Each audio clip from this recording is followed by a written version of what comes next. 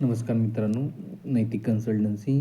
आत्ताचा व्हिडिओ असा की हे एक नवीन माहिती देण्यासाठी की बाबा ह्याच्यापूर्वी जी FNFची प्रोसेस होती ती लास्ट वर्किंग डेपासून एक 45 दिवसाचा ते कालावधी FNF प्रोसेससाठी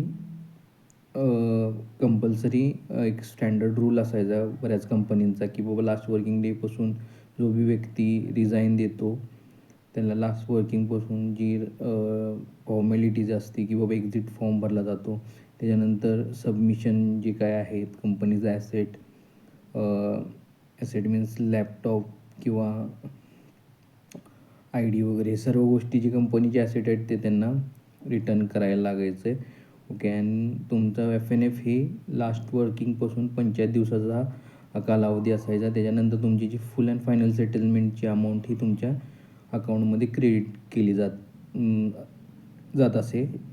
पण आता सरकारने नियम आता 2 दिवसापूर्वी जी मी न्यूज बघितली की ह्याच्यामध्ये बदल करण्यात आलेला आहे.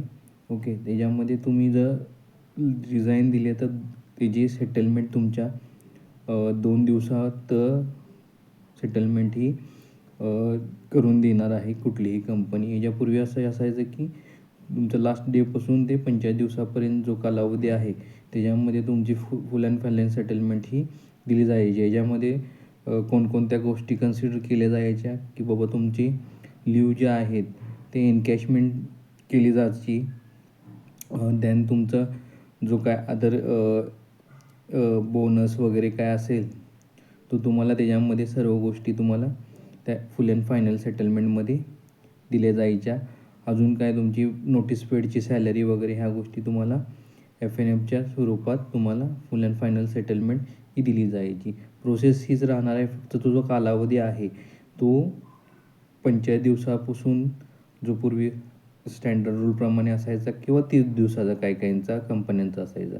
पण आता या 2 दिवसाच्या वर्किंगमध्ये तुम्हाला हा FNFची प्रोसेस करून देण्यात येणार आहे असं आत्ता सध्या तरी गव्हर्नमेंटने सांगितलेलं आहे.